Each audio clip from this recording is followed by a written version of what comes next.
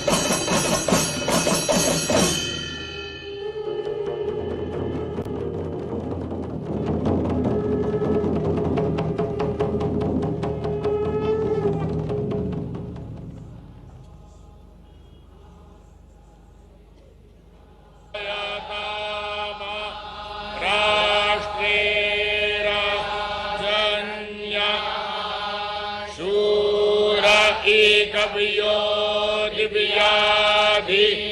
महारथो जायतान् धेनुर्बोध नड न संभवाय मयो भवाय भवाय संभवाय संभवाय भवाय शंकराय शंकराय मयो भवाय संभवाय संभवाय मयो भवाय शंकराय संभवायेति संभवाय संभवाय शंकराय शंकराय मयो भवाय भवाय शंकराय मयस्कराय मयहकराय शंकराय मयो भवाय शंकराय मयस्कराय मयो भवायेति मयः भवाय शंकराय मयस्कराय मयहकराय शंकराय शंकराय मयस्कराय शिवाय शिवाय मयहकराय शंकराय शंकराय मयस्कराय शिवाय शंकरायेति शंकराय मयस्कराय शिवाय शिवाय मयहकराय मयस्कराय शिवाय शिवतराय शिवतराय शिवाय मयहकराय मयस्कराय शिवाय शिवतराय मयहकरायेति मयहकराय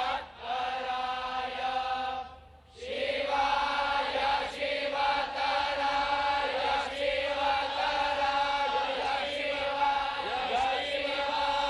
शिवतराय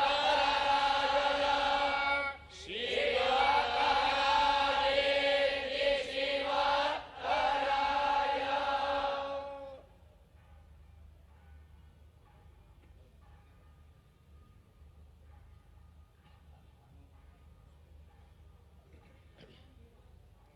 आनो भद्राः क्रतवो नन्दो विश्वतो दग्धासो अपरिगास उद्भिगाः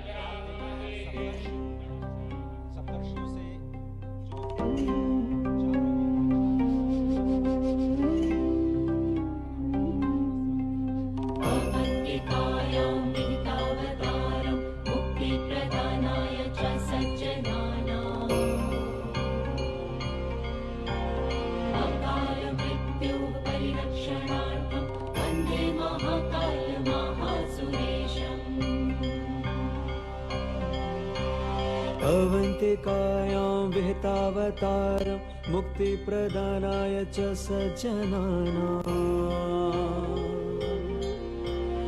अकाल मृत्योः परिरक्षणार्थं वन्दे महाकाल महासुरेशम्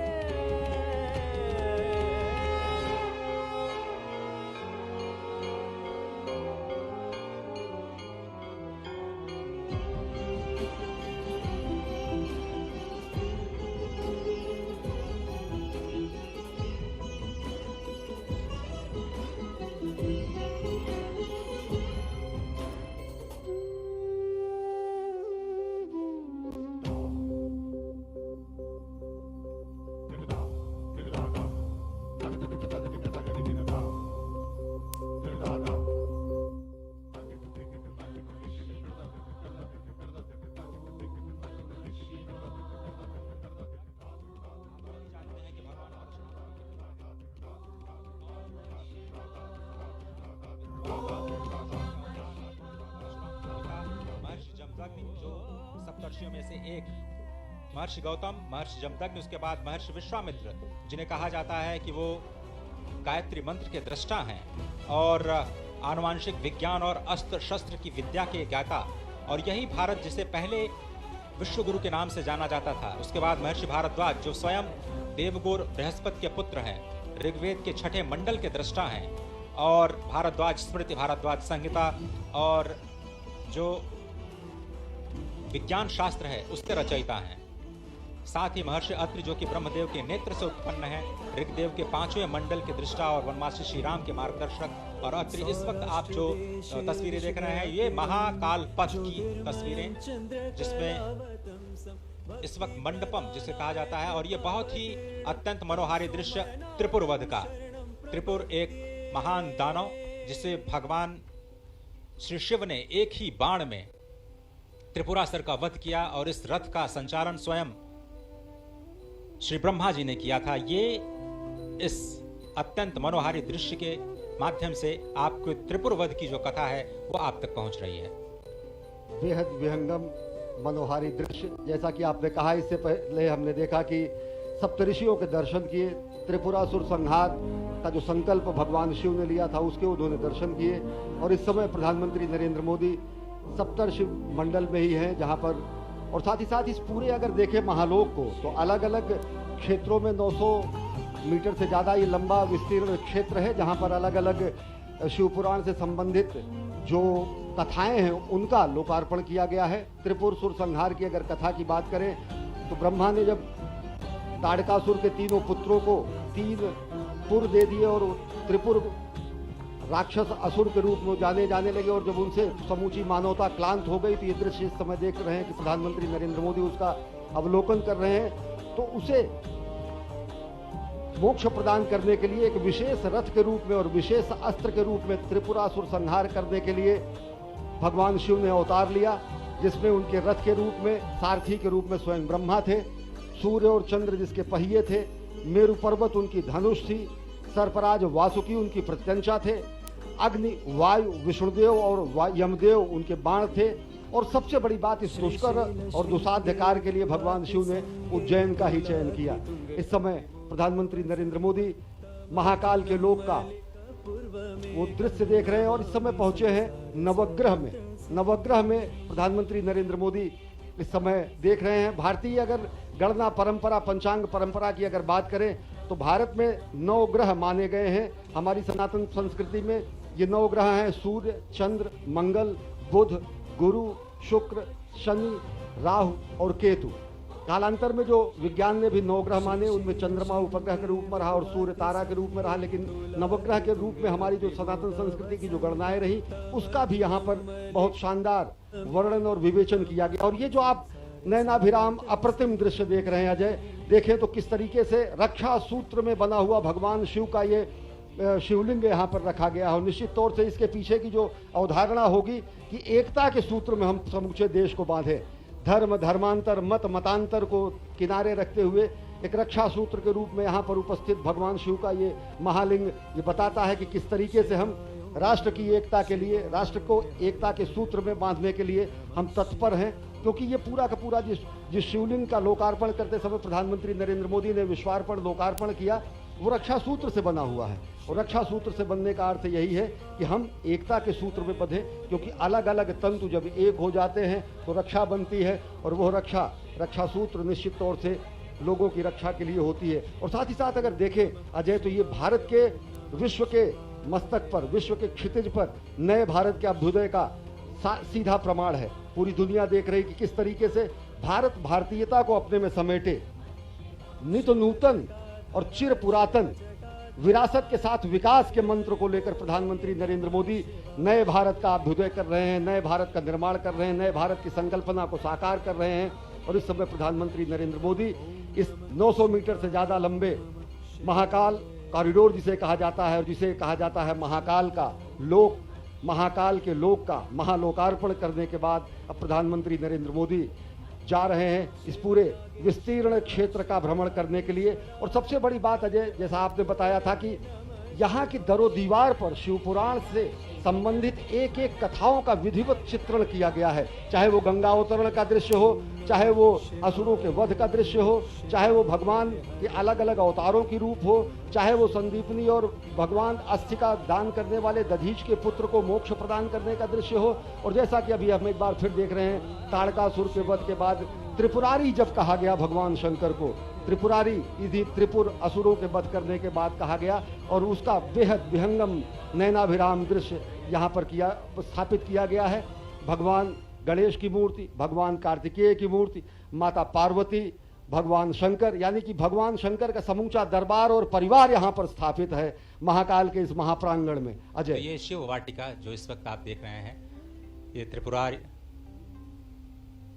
हनन का दृश्य बार बार आपकी स्क्रीन पर। इस वक्त प्रधानमंत्री मोदी अब जो त्रिवेणी मंडपम है उसकी ओर, जो आप दृश्य देख रहे हैं वो त्रिवेणी मंडपम का दृश्य है। और इस वक्त प्रधानमंत्री मोदी का जो काफिला ई कार्ट के जरिए अब महाकालेश्वर पथ की ओर धीरे धीरे बढ़ता हुआ,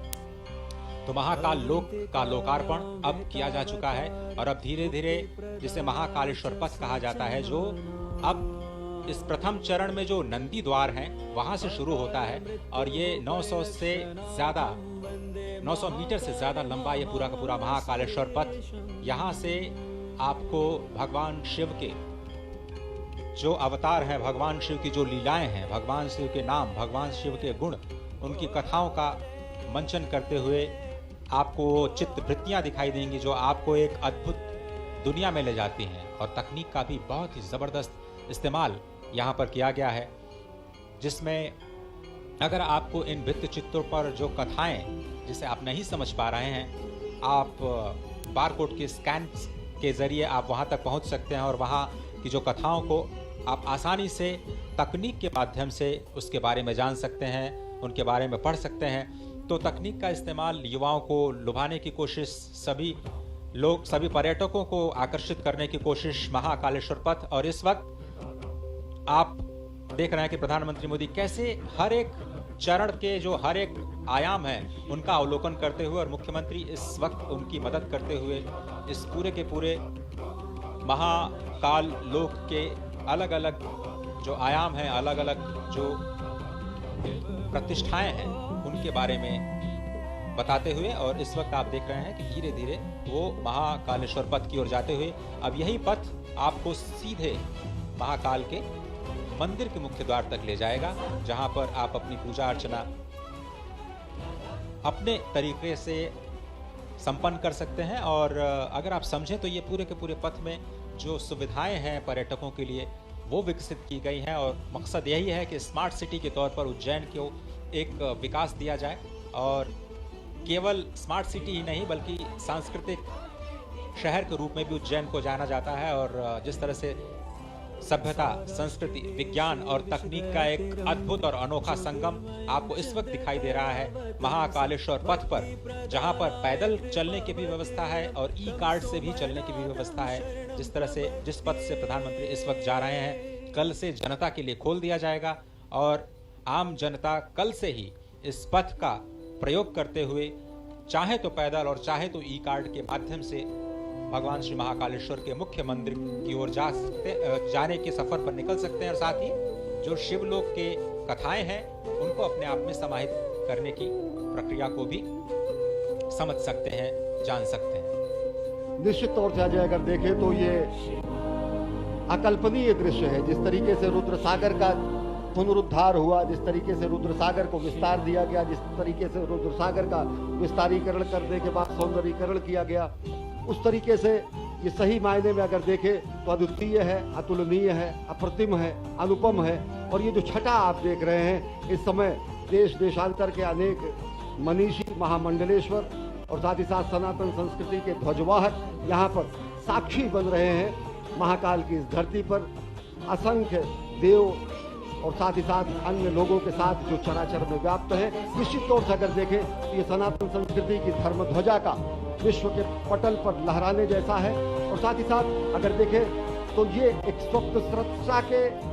स्वप्नद्रष्टा की साधना के सफल होने का परिणाम है। या देखें तो संकल्प से सिद्धि का परिणाम है। ये राष्ट्र सेवक की साधना का ये कर्मफल है। और साथ ही साथ कर्मयोगी प्रधानमंत्री नरेंद्र मोदी के दिशा निर्देशन में बना हुआ ये महाकाल का लोक आदि योगी को दी गई सही और सच्चे मायने की कार्यांजलि है। पुष्पांजलि अर्पित की उन्होंने अभी महाकाल के दरबार में, और अब कर्तव्य परायण स्वरूप में कार्यांजलि अर्पित कर रहे हैं सनातन संस्कृति के दिव्य प्रकाश स्तंभ के रूप में, जो कि महाकाल के महालोक के रूप में आज जिसका लोकार्पण किया गया है। एक और बहुत ही महत्वपूर्ण जानकारी जो मैं आप सभी के साथ साझा करना चाहता हूँ अश्विनी, वो ये कि आप इस वक्त जो दृश्य अपने टीवी स्क्रीन पर देख रहे हैं वो भारत का पहला नाइट गार्डन है। ये भारत का सबसे लंबा टेम्पल कॉरिडोर है जिसे आप महाकालेश्वर पथ के तौर पर अब आज से जानेंगे। महाकाल लोक का ये महाकालेश्वर पथ इस वक्त भारत का सबसे लंबा कॉरिडोर, काशी कॉरिडोर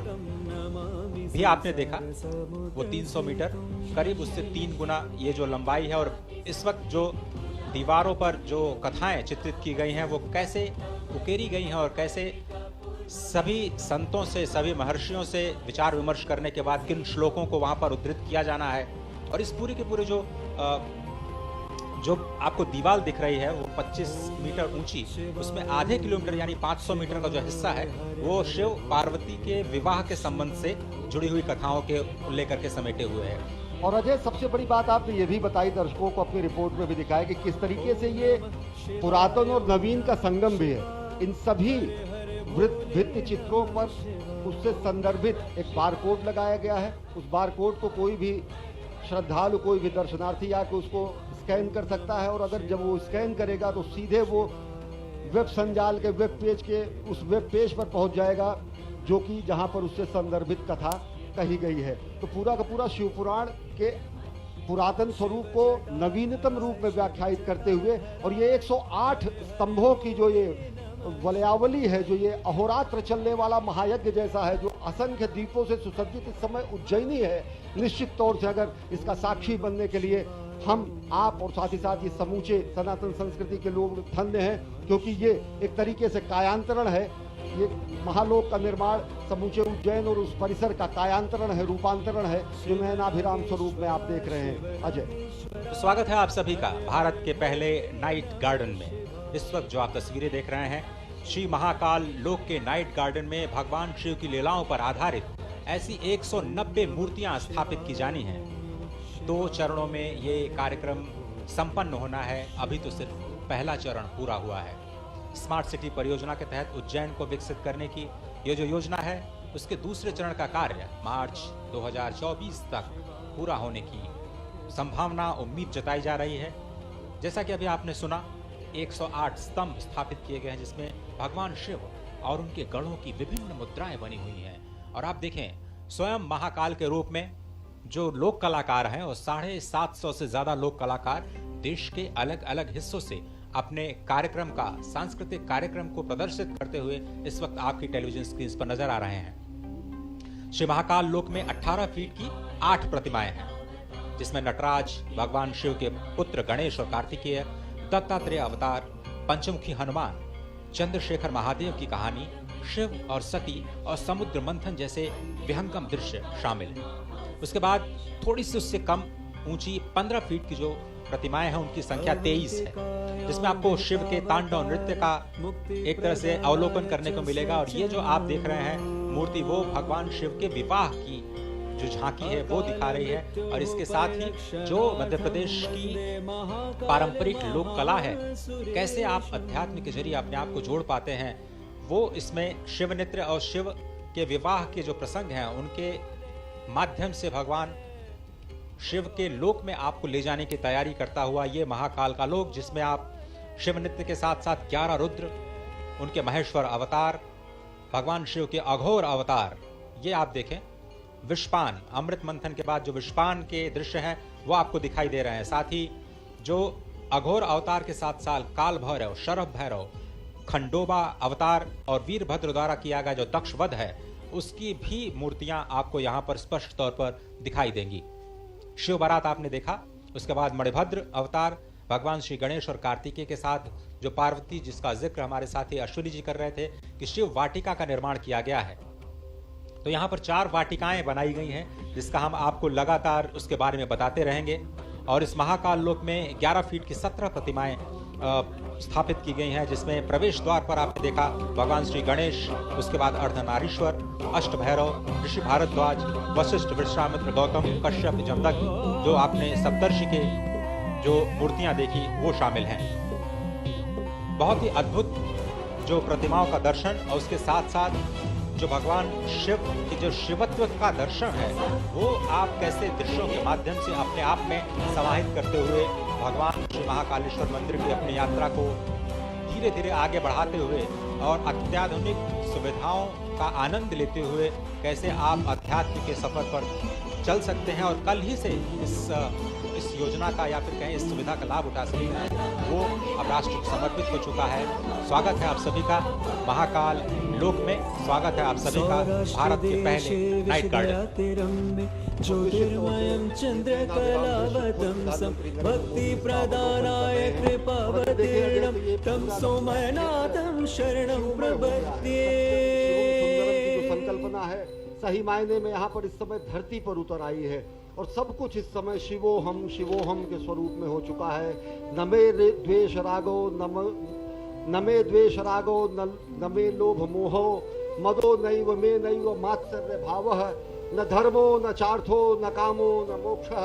चिदानंद रूपः शिवोहम। अगर शिव को व्याख्यायित करने की कोशिश की जाती है तो कहा जाता है न द्वेष है, न राग है, न लोभ। और वह रूप जो सही मायने में आज देखें तो आज रुद्रसागर के तट पर, पुण्य सलिला क्षिप्रा के तट पर, उज्जैन नगरी में इस समय विलक्षण क्षण के हम सहभागी बन रहे हैं। हम देख रहे हैं ये नयनाभिराम दृश्य किस तरीके से कायांतरण हुआ है, किस तरीके से रूपांतरण हुआ है, किस तरीके से कलेवर बदला हुआ है। और सही मायने में अगर देखें तो अगर एक सशक्त नेतृत्व होता है, स्पष्ट दूरगामी लक्ष्य होता है, अगर दूरदृष्टा का संधान होता है और संकल्प होता है, तो ये प्रमाण है कि किस तरीके से संकल्प की सिद्धि होती है। अजय, प्रधानमंत्री नरेंद्र मोदी के दिशा निर्देशन में ये पूरा का पूरा निर्माण कार्य किया गया है मध्य प्रदेश सरकार द्वारा। आप इस सफर को जारी रखें। सिर्फ मैं एक छोटी सी जानकारी आपके साथ और अपने दर्शकों के साथ साझा करना चाहता हूँ। ये जो नाइट गार्डन आप देख रहे हैं, ये अद्भुत इसलिए है क्योंकि ये आत्मनिर्भरता की कहानी है। ऐसा इसलिए क्योंकि इस पूरे प्रांगण में सौर ऊर्जा से संचालित करीब 450 किलोवाट ऊर्जा का उत्पादन होता है और इससे करीब जो 80% विद्युत का उत्पादन या जो उपभोग है, जो इस वक्त आप देख रहे हैं नाइट गार्डन में किया जा रहा है, वो यही के प्रांगण में जो सौर ऊर्जा स्थापित की गई है 450 करीब 450 किलोवाट के संयंत्र के द्वारा 80% जो हिस्सा है वहीं से आ रहा है। इसलिए मैं कह रहा हूं कि ये आत्मनिर्भरता की कहानी है और पूरे विश्व तक इस कहानी को ले जाना इसलिए जरूरी है क्योंकि भारत सक्षम है वो करने में जिसकी कल्पना आप कर सकते हैं, जिसके बारे में आप सोच सकते हैं। और आप देख रहे हैं मलखम मजे, इसके बारे में बताएं, पूरा का पूरा कितना ये विलुप्त होती है हमारी विरासत थी और जिसको पुनर्जीवित करने का कार्य प्रधानमंत्री नरेंद्र मोदी ने किया। और ये बहुत ही अद्भुत, ये माधव न्यास संचालित जो मलखम्ब की पूरी प्रक्रिया है वो आप इस वक्त देख रहे हैं और यही इसी संस्थान का जो छात्र हैं, छोटे छात्र हैं, वो राष्ट्रीय स्तर पर अपनी एक अलग पहचान भी बना चुके हैं और यहाँ के कई जो छात्र हैं वो स्वर्ण पदक विजेता भी हैं राष्ट्रीय खेलों में, जो मलखम्ब से संबंधित जो प्रतियोगिताएं होती हैं। तो अजय, इसके बगल ही भारत माता का मंदिर है जहाँ पर मलखम्ब के बच्चों को शिक्षा दीक्षा दी जाती है। उसके बगल में ही आद्य द्वितीय गुरु संघ चालक को संबंधित और उनको लिए समर्पित माधव सेवाश्रम है। और साथ ही साथ ये जो विलक्षण हम देख रहे हैं कि ये जो हमारी कला थी, जो हमारा ये ज्ञान था, जो हमारा ये कर्तव्य था, जो हमारा व्यायाम था, जो कि कहीं लुप्त हो रहा था, उसको जो है पुष्पित पल्लवित संवर्धित और स्थापित करने का प्रयास प्रधानमंत्री नरेंद्र मोदी ने किया। और देख रहे हैं आप भारत माता का मंदिर, जो कि महाकालेश्वर भक्त निवास भी यहाँ पर है और महाकाल के प्रांगण से ही सटा हुआ ये भारत माता का मंदिर है। निश्चित तौर से अगर देखें तो दो ही मंदिर हैं, या तो हरिद्वार में भारत माता का मंदिर है या फिर उज्जैन में भारत माता का मंदिर है। हम उस संस्कृति के हैं अजय, जो हम कहते हैं कि माता पृथ्वी पुत्रो अहम, माता पृथ्वी है और हम उसके पुत्र हैं। हम ऐसे उस सनातन संस्कृति के हैं जो हम कहते हैं कि हम अपनी जन्मभूमि को माँ के सदृश मानते हैं। हम उस संस्कृति के हैं जो ये कहते हैं कि जननी जन्मभूमिश्च स्वर्गादपि गरीयसी। हम उस सनातन संस्कृति और भारत भूमि की पूर्ण भूमि के हैं जो कि ये बताते हैं कि जीवन का क्षण क्षण और शरीर का कण कण राष्ट्र के लिए समर्पित होना चाहिए। और इन्हीं ध्येय वाक्यों को आगे लेते हुए और राष्ट्र निर्माण के प्राण प्रण से जुटे हुए इस राष्ट्र साधक के संकल्पना के साकार होने का आज दिन है, स्वप्न दृष्टा के स्वप्न के साकार होने का दिन है। ये विहंगम दृश्य खुद बताता है कि किस तरीके से पूरा का पूरा इस परिसर का कायांतरण हुआ है, रूपांतरण हुआ है, दिव्य अलौकिक छटा मिली है। अजय, कुमुद सरोवर का दृश्य आप देख रहे हैं और जिस तरह से हमने पहले कहा कि यहाँ पर जितने भी विद्युत का उत्पादन किया जाता है वो पूरे के पूरे इसी प्रांगण में प्रयोग किया जाता है। ऊर्जा के उत्पादन के लिहाज से 80% आत्मनिर्भरता प्राप्त की जा चुकी है और बहुत ही समझना इसलिए भी आवश्यक है एक और बात कि सुरक्षा की दृष्टि से भी जो तकनीक का इस्तेमाल इस पूरे प्रांगण में किया गया है वो अभूतपूर्व है। 24 घंटे यहाँ पर विशेष सर्वेलांस कैमरों के जरिए निगरानी की जा रही है, क्योंकि इसमें बहुत बड़ी संख्या में लोग आने वाले हैं। अगर आप देखें जो नंदी द्वार है वहां से करीब 20,000 लोग एक साथ प्रवेश कर सकते हैं। महाकाल के परिसर में अगर हम समझें तो हर घंटे 1 लाख से ज्यादा लोग महाकालेश्वर के दर्शन कर सकते हैं। इतने लोगों पर निगरानी रख पाना बहुत ही मुश्किल कार्य होता है और इसीलिए हम कह रहे हैं बार बार कि आर्टिफिशियल इंटेलिजेंस का इस्तेमाल करते हुए एक बहुत ही उन्नत और अत्याधुनिक कमांड एंड कंट्रोल सेंटर बनाया गया है, जिसके जरिए जो सर्वेलांस कैमरों की मदद से जो integrated command and control centre है पूरे परिसर की 24 घंटे निगरानी की जाएगी। और इस परियोजना का जो पूरा उद्देश्य है इस क्षेत्र में जो भीड़ भाड़ पहले थी उसको कम करना और किस तरह से जो विरासत संरचनाओं का संरक्षण करना और साथ ही साथ जो इस परियोजना के विस्तार के जरिए यहाँ पर पर्यटन को बढ़ावा देना है, अर्थव्यवस्था को भी बढ़ावा देना है, आत्मनिर्भरता को भी बढ़ावा देना है, समृद्धि को भी हमें दिखाना है, अपने सांस्कृतिक धरोहर को सहेजना भी है। इन सभी कार्यों का जो संगम है वो आपको इस महाकाल के इस नए लोक में इस वक्त भारत के पहले नाइट गार्डन के रूप में, एक विहंगम दृश्य के रूप में, जिसमें इस वक्त आप रुद्र सरोवर के साथ साथ महाराज विक्रमादित्य का टीले के साथ साथ आप देख रहे हैं ये दृश्य, जो आप या फिर कहें कि भारत माता के मंदिर के साथ साथ जो मंदिर का मुख्य शिखर है वो भी आपको बहुत ही आसानी से दिख रहा है। अप्रतिम विहंगम दृश्य, नयनाभिराम दृश्य। और अजय, जैसा आपने बताया कि भारत ने ही प्रधानमंत्री नरेंद्र मोदी के अध्यक्षता में और उनके नेतृत्व में इंटरनेशनल सोलर अलायंस की स्थापना की और यहाँ इस पूरे परिसर का जो